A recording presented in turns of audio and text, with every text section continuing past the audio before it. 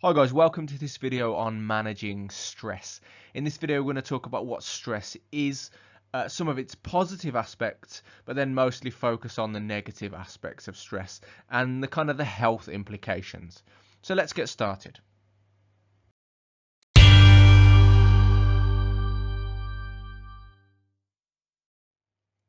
First of all, we need to define what we mean by the term stress. It has a common definition, which is only part of the story. But essentially, when we talk about stress, what we mean is the natural response that we make as human beings, the natural response that our body makes to a challenge or to a perceived risk. And it's something that the sympathetic nervous system does.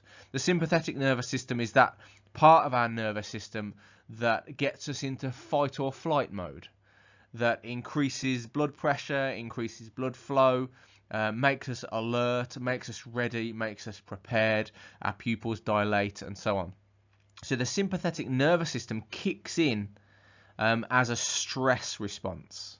It's the natural response. It's meant to happen. It's a good thing that it happens because it prepares us physiologically and psychologically to attend to the risk that we find ourselves in, or to attend to the challenge that is in front of us. So stress is this natural response, and it's not something to be concerned about necessarily.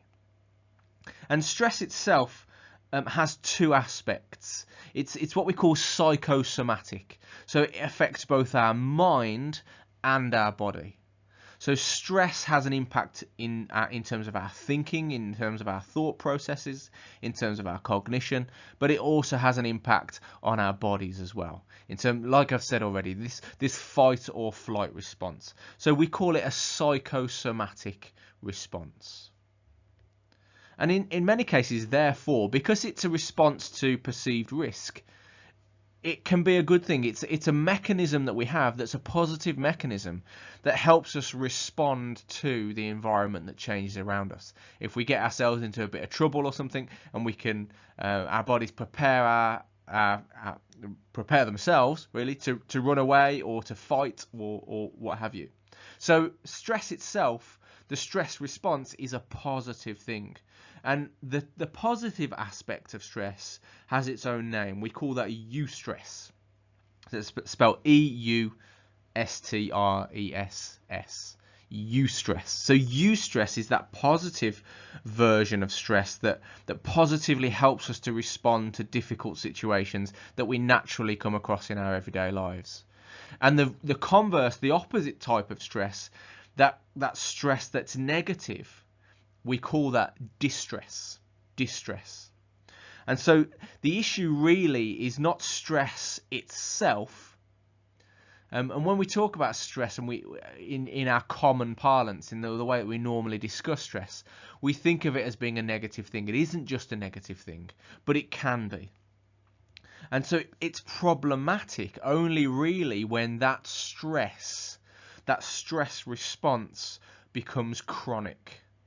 So when the sympathetic nervous system kicks in and causes all these responses, both in the body and in the mind, when that happens too often, too regularly, too much, to too great an extent, when the body doesn't have time to reduce the stress levels, when the parasympathetic nervous system doesn't kick in to reduce those increased blood pressure levels or heart rate levels, in those situations we develop what is known as chronic stress. And really that's what is meant when in our everyday language we talk about being stressed.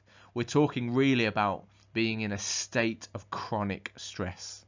And that can be a problem on its own, but also it has an impact on any existing health conditions that you might have. So stress itself is not a bad thing, but when we get into a situation where we're repeatedly and chronically experiencing the impact of stress or the effects of stress, then it can have some negative health impacts further down the line. So what are those health impacts? So the sympathetic nervous system releases certain hormones into the bloodstream that are intended to have an impact on the body. an impact on the physiology. And the two key ones really that we're concerned about are adrenaline and cortisol. So they're two hormones that are released into the body, into the bloodstream, that have physiological impact on the way that your body is working, the way that it's doing its thing, the way that your physiology is happening. So like I said already, things like elevating your heart rate, elevating your blood pressure, those sorts of things. If adrenaline and cortisol that do those things are elevated and remain elevated, then this can contribute to all sorts of issues. One of which is hypertension. So hypertension is a spike in blood pressure, and the short-term spikes in blood pressure are no problem, because if they spike up a little bit, that enables us to get more blood around the body to reach the working muscles, so we can run away or whatever it is, respond to the environment. But if our blood pressure remains high, then we say that we're in a state of hypertension, and that can have a negative impact on our health, which we'll talk about in just a moment. Second thing, angina. So angina is a symptom usually of coronary heart disease, and essentially it's chest pain. So the heart itself is unable to, there's insufficient blood supply to the heart because the blood vessels that are supplying the heart are damaged in some way, usually hardened. Okay, so stress can actually increase, because stress increases the heart rate and the blood pressure. If there is already damage to the coronary arteries, those arteries that supply blood to the heart itself, we can end up with serious implications if the blood is not able to flow to the heart. And usually the first symptom of that, the first thing that you'll notice, is a severe increase in chest pain. So angina is also a possible health impact of being in a state of chronic stress. Another one is potentially stroke. Again, this is related to the heart and to blood pressure. Weakened arteries as a result of constantly elevated blood pressure can damage arteries, particularly in and around the brain. So if those arteries then are damaged, we can end up with bleeding in and around the brain, and that can have the impact of stroke. Stomach ulcers are also a possible impact of chronic stress, developing stomach ulcers.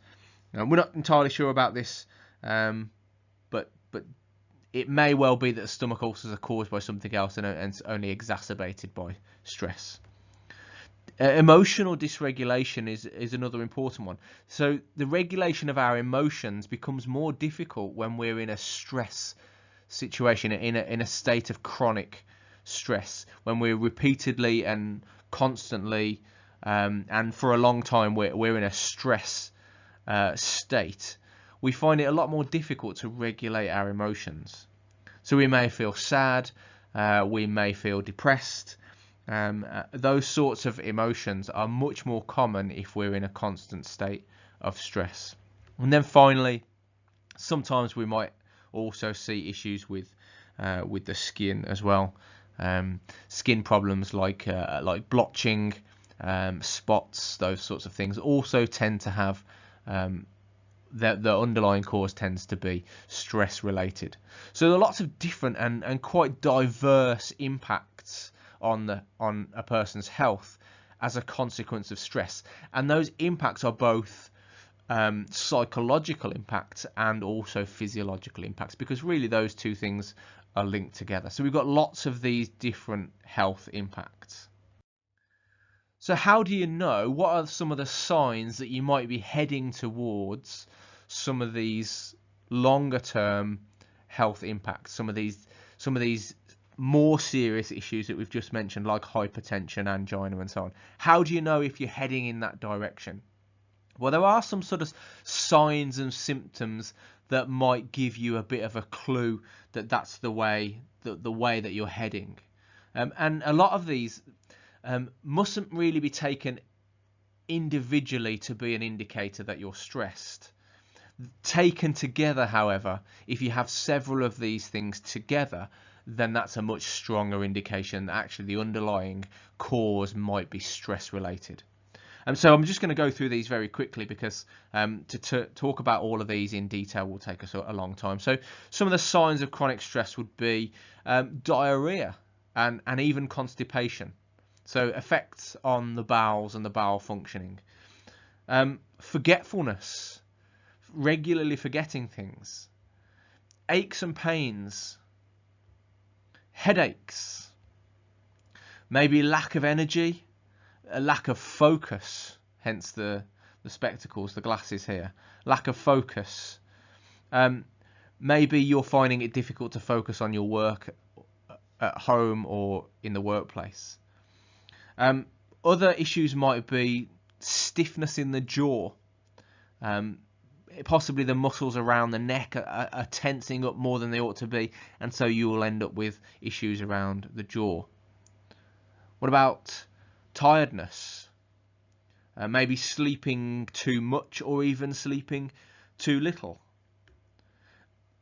Factors affecting the stomach and your we've mentioned the bowels, but what about the stomach as well? Your digestion perhaps is not working too well, and we mentioned eventually we might end up with stomach ulcers, upset stomach, that sort of thing, heartburn and so on. Use of drugs and alcohol to enable you to relax. If you can't relax without them, that might be a sign that you're in a state of chronic stress.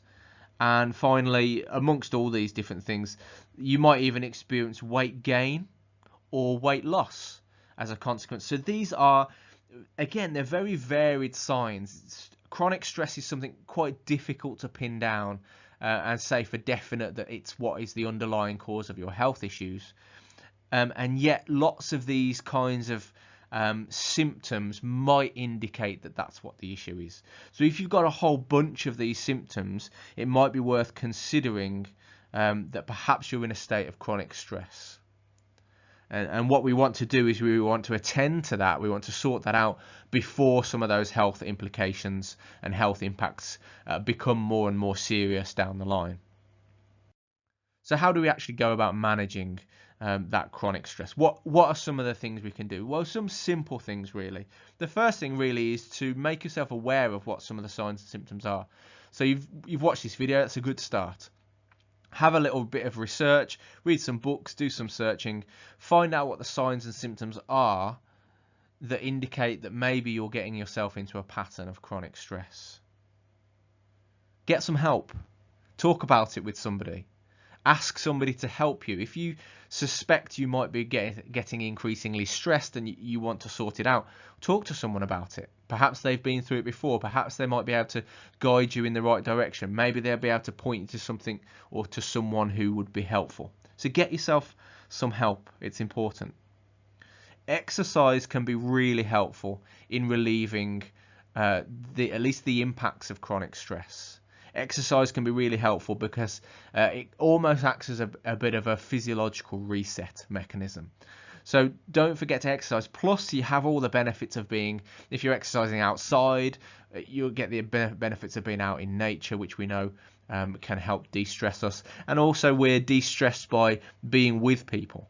So exercising in groups, whether that's just with one friend or in a class or something like that, that can also help manage levels of stress. Relaxation is also important. Finding time to set aside purely for relaxation, rather than bombarding yourself with more and more work to do this, do that, do the other. Take some time and really prioritize that time as being a time when you are deliberately relaxing. You have that time, and that time is precious to you, and you cut out anything else that might intrude in that time and make that time to relax, especially before bedtime. Okay, so that you can give yourself the best opportunity to have a good night's sleep, because that's so important in terms of managing stress. And then finally, have a think about your work-life balance. Now, obviously, depending on what your job is, it may be more or less stressful as an occupation, but you need to work out as best as you're able in your situation, in your context, with your personality and all these things in the mix. You need to be thinking about how you can best have a good work-life balance between those things. Make sure you've got time when you're not being constantly swamped, constantly overwhelmed with the demands of your workplace occupation.